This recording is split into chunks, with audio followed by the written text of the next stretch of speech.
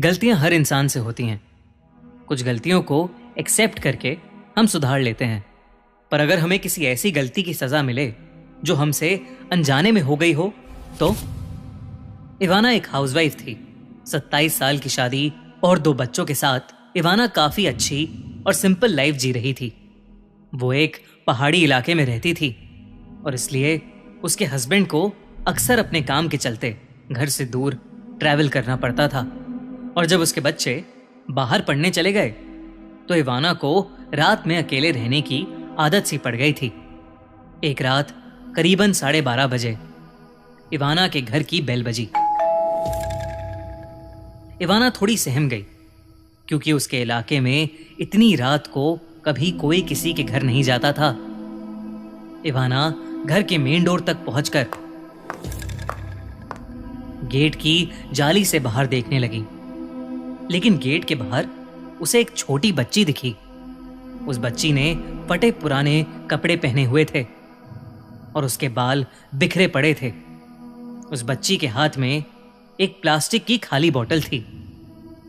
इवाना को इतनी रात में एक छोटी बच्ची का गेट पर आना काफी अजीब लगा, तो इवाना ने बच्ची से पूछा कि वो कौन है और इतनी रात को वो उसके घर पर क्या कर रही है। वो छोटी बच्ची इवाना को पानी की बोतल दिखाकर कहने लगी कि वो प्यासी है और उसे पानी चाहिए। ये कहते ही उस बच्ची ने रोना शुरू कर दिया। उसने इवाना से कहा कि उसने सुबह से पानी नहीं पिया है। एक छोटी बच्ची को रोता देख इवाना को उस पर तरस आ गया। उसने दरवाजे को हल्का सा खोलकर उस बच्ची से पानी की बोतल ली और उसे इंतजार करने को कहकर अंदर पानी भरने चली गई। कुछ ही देर में इवाना पानी की भरी बोतल लेकर वापस आई तो उसने देखा कि गेट पर अब कोई भी नहीं है। इवाना ने गेट से थोड़ा बाहर निकलकर भी देखा, पर उसे वो बच्ची कहीं दिखाई नहीं दी। इवाना वो पानी की बोतल गेट के बाहर छोड़कर ही घर के अंदर आ गई। उसे ये सब अटपटा तो लगा, पर उसे बहुत तेज नींद भी आ रही थी, इसलिए वो फिर से बेड पर जाकर सो गई।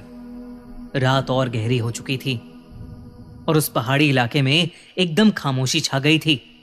इवाना आराम से सो रही थी, लेकिन फिर उसने एक करवट ली और उसका पैर बेड पर पड़ी किसी चीज पर जा लगा। जब उसकी आंख खुली तो उसके होश ही उड़ गए। उसके बगल में वही फटे कपड़ों और बिखरे बालों वाली छोटी लड़की लेटी हुई थी, जो इवाना को देखकर हंसे जा रही थी। ये देख इवाना का दिल दहल गया और वो घबराहट में चिल्लाती हुई बेड से उठ खड़ी हुई। उसकी चीख सुनते ही वो लड़की वहां से भागकर किचन की ओर चली गई। इवाना को उस लड़की पर बहुत तेज गुस्सा आया कि वो लड़की बिना उसकी इजाजत के उसके घर में कैसे घुस आई। इवाना गुस्से से उसके पीछे पीछे किचन में भागी, लेकिन वहां कोई नहीं था। इवाना को लगा कि वो लड़की शायद वहीं कहीं छुप गई है।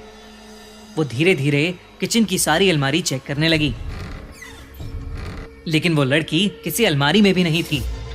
इवाना को कुछ समझ नहीं आ रहा था, लेकिन अब जो होने वाला था उसका तो उसे बिल्कुल भी अंदाजा नहीं था।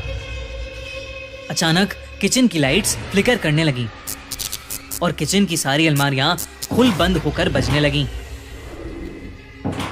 अलमारी से एक एक करके सारे बर्तन नीचे गिरने लगे। एक चाकू तो इवाना को लगते लगते बचा। इवाना शॉक्ड थी और सुन्न होकर अपने सामने घट रहा वो अजीब हादसा देख रही थी। कुछ मिनटों बाद ही अलमारियों का बजना बंद हो गया था, लेकिन घर की लाइट्स अभी भी फ्लिकर कर रही थीं। अचानक किचन सिंक से काले रंग का पानी नाली से ऊपर निकल निकल कर आने लगा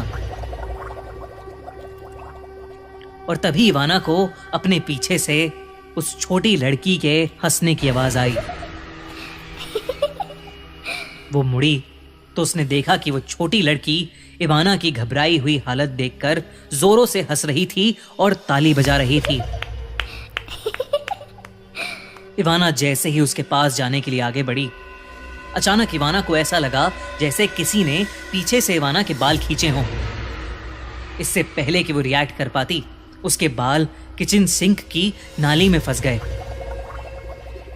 और वो उसी नाली की तरफ खींचे जा रहे थे। अब भी उसमें से गंदा काला पानी निकल रहा था, जिसकी वजह से इवाना का मुंह उस पानी में डूब गया और उसे सांस आनी बंद हो गई। इवाना बुरी तरह तड़प रही थी, पर उसने बहुत जोर लगाया और अपने आप को सिंक से दूर धक्का दिया। वो उस किचन सिंक के चंगुल से तो छूट गई, लेकिन उसे बहुत तेज दर्द हो रहा था। पूरे सिंक में अब उसके टूटे हुए बाल पड़े थे। इवाना ने अपनी सांसें संभाली और घर में इधर उधर नजरें दौड़ाईं, पर वो छोटी लड़की कहीं नहीं थी। इवाना को समझ आ गया कि वो छोटी लड़की कोई आम लड़की नहीं, बल्कि कोई बहुत बुरी शक्ति या शायद कोई आत्मा है जो उसके पीछे लग गई है। उसने फौरन अपने हस्बैंड को फोन मिलाया और उसे सब कुछ बता दिया। उसके पति ने कहा कि वो मदद के लिए किसी को भेज रहा है, लेकिन तब तक इवाना को फौरन वो घर छोड़कर पड़ोस में चले जाना चाहिए। इवाना उसकी बात से सहमत थी, पर जैसे ही उसने फोन डिस्कनेक्ट किया, वैसे ही घर में उस छोटी लड़की की आवाज गूंजने लगी। मछली मछली जल की रानी है, जीवन उसका पानी है। हाथ लगाओगे तो डर जाएगी, बाहर निकालोगे बाहर निकालोगे तो मर जाएगी। और अचानक वो लड़की इवाना के सामने आ गई और उसका गला घोटने लगी। तभी इवाना के दरवाजे की घंटी बजी और जोर से दरवाजे पर खटखट हुई। उसके पड़ोसी उसकी चीखें सुनकर वहां आ चुके थे, पर वो छोटी लड़की अभी भी इवाना का गला घोट रही थी। तभी एक हट्टे कट्टे पड़ोसी ने दरवाजा तोड़ दिया और वो सब अंदर घुस गए और उन्होंने देखा कि इवाना के गले पर लाल निशान है और वो खांसे जा रही है। वो छोटी लड़की पड़ोसियों के अंदर आते ही कहीं गायब हो चुकी थी। इवाना के पड़ोसियों ने उसे पानी पिलाया और उसे शांत कराया। उस रात से करीबन हफ्ते भर पहले ही इवाना और उसका परिवार कहीं घूमने गए थे। वहां पर घूमते हुए इवाना का पांव जमीन में पड़ी एक अंगूठी के ऊपर पड़ गया था और उसे इवाना घर ले आई थी। इवाना ने देखा कि अगली सुबह वो अंगूठी उसके हाथों से गायब थी। उसे समझ आ गया कि उस लड़की की आत्मा का कनेक्शन उसी अंगूठी से था। इवाना और उसके परिवार ने उसी दिन अपने घर का एग्जॉर्सिज्म यानी शुद्धिकरण करवाया और उस दिन के बाद से इवाना को वो लड़की फिर कभी नहीं दिखी। पर अब इवाना रोज रात को अनजाने में हुई गलतियों की माफी मांग कर सोती है।